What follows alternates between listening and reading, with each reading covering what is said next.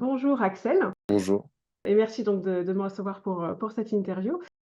je m'appelle Axel Bourlon, j'ai 33 ans. Moi, je pratique l'haltérophilie sur le mouvement paralympique, qui est donc le développé couché. J'ai titré médaille d'argent sur les derniers Jeux paralympiques donc, de Tokyo. Je compte aujourd'hui un titre de champion d'Europe, remporté 2 Coupes du Monde, 15 fois champion de France et détenteur de 3 records de France dans 3 catégories différentes. Après, je suis en lice là pour préparer du coup les Jeux de Paris 2024 dans l'objectif de récupérer la plus belle des médailles.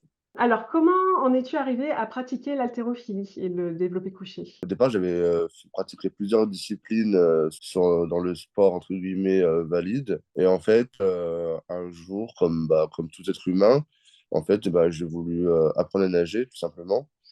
Et ma morphologie par rapport à mon handicap, parce que du coup, je suis atteint d'achondroplasie, en fait, donc, c'est une forme de nanisme.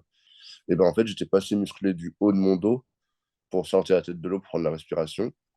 Et du coup, c'est à ce moment-là que le maître nageur me dit, en fait, faut te renforcer musculairement le haut du dos. C'est là où, en fait, lors d'un forum des associations, ma maman elle a rencontré une athlète qui s'appelle Martine Servagent, qui a fait les Jeux paralympiques d'Athènes et de Sydney en 2000 et 2004, en haltérophilie, comme moi, du coup. Et en fait, moi, j'ai découvert donc, mon club à ce moment-là. J'allais aussi bien à la section piscine qu'à la section d'haltéro et de musculation dans le but de me renforcer. Et après, en fait, au bout d'un an de pratique, moi, j'ai carrément pris goût à l'haltérophilie. Et du coup, après, j'ai enchaîné les entraînements et les compétitions les unes après les autres pour en arriver là aujourd'hui. D'accord, donc c'est venu de manière un peu inopinée, finalement, en t'intéressant à un autre sport d'eau, du coup. C'est Heu, ça, en fait, en apprenant un geste tout bête de la vie de nager, d'apprendre à nager, je me suis découvert, je dirais pas des talents, parce qu'après, je me suis beaucoup entraîné pour en arriver là aujourd'hui, mais je me suis découvert une passion pour l'haltérophilie, quoi. oui et je pense que tu as un talent que tu as quand même bien que tu avais en toi Mhm. et que tu as développé Tout parce à fait. j'ai lu alors effectivement, donc tu disais que tu étais champion de France, champion d'Europe et tu as eu une médaille olympique. Comment as-tu vécu du coup cette victoire et cette médaille d'argent? Après, c'est quelque chose d'énorme déjà, dans un premier temps, de participer aux Jeux paralympiques. Et c'est encore plus énorme quand tu fais ta première participation aux Jeux paralympiques et que tu remportes une médaille. Et c'est l'accomplissement du travail, des entraînements qu'on aura effectué toutes ces années avec mon staff, avec mes coachs et tout mon entourage, quoi. Mais là, j'avais encore beaucoup plus à cœur de montrer que, oui, que même s'ils sont pas là, et en gros, je sens un peu leur force que j'ai eue avec eux par tous les réseaux sociaux que de maintenant, et par les messages, les appels et tout. Mais ce qui m'a piqué un peu plus, c'est que moi, ma discipline, l'haltérophilie, lors des Jeux paralympiques de Tokyo, je faisais partie des 3 disciplines qui n'étaient pas diffusées en direct. Et on nous avait dit et expliqué que si les gens voulaient voir de l'haltérophilie ou autre, qu'ils allaient diffuser un peu les meilleurs moments. Entre guillemets, je rate ma compétition, Oui, je on n'entendra pas jamais parler de moi, quoi. Et du coup, je me suis dit, en gros, mes proches, ils auront vu aucune image de moi, quoi.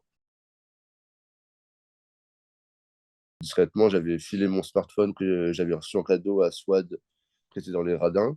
Et du coup, Swad a fait un live Facebook pour que mes proches puissent suivre la compétition. Swad, je la remercierai jamais assez. Elle a été une commentatrice du jour énorme pour commenter ma compétition et répondre aux commentaires de mes proches et tout qui ont permis de suivre ma compétition, la remise de médailles et puis voilà quoi. Donc c'était grave cool quoi. Comme je disais tout à l'heure, c'est que effectivement là j'arrive à une charge où c'est quasiment l'équivalent de 3 fois mon poids de corps. Mais après, c'est des entraînements. Ça va bientôt faire 20 ans que je pratique ce sport-là. Et après, j'ai toujours, pour le moment, et j'espère que ça va durer le plus longtemps possible, j'ai toujours ce plaisir à aller m'entraîner, à faire des compétitions et à découvrir plein de choses. Et qui fait que j'arrive à être performant, que s'il y a des moments où ça stagne un peu avec mon staff, on arrive à trouver un peu les solutions pour grappiller encore quelques kilos sur la barre et tout ça. Et puis pareil, c'est que je cherche à m'entourer des bonnes personnes. Je m'entraîne 5 jours sur 7 et j'ai 2 entraînements par jour. En fait, j'ai un entraînement en général le matin qui est sur le plan d'entraînement du développé couché. Et j'ai un entraînement le soir sur la prépa physique dans le but du renforcement musculaire et autres. Mais après, il faut aussi profiter des moments pour que dans notre tête, on soit bien, quoi. Oui, c'est le lien entre le corps et l'esprit, pour pouvoir performer, du coup et aller C'est plus loin. ça. Tu as soutenu les actions de Guillaume Renaud? Après Tokyo, j'ai rencontré une guide en paratriathlon, qui est devenue une amie. Et en fait, elle avait une compétition de cyclisme qui n'était pas très loin de chez moi. Et du coup, j'étais allé la voir à la compétition de cyclisme. Et du coup, c'est là, à ce moment-là, que j'ai rencontré Guillaume et qui m'a parlé un peu de l'association. On avait fait une intervention ensemble où justement on avait rencontré pas mal d'enfants d'une petite école. C'était un réel plaisir de pouvoir mettre en avant le handisport, le mouvement paralympique. Et c'est plutôt, très important parce que le fait effectivement de montrer et d'aller à la rencontre des gens, bah, c'est de permettre à des jeunes aussi de se dire, bah, que c'est possible et qu'ils peuvent aussi C'est y arriver. ça.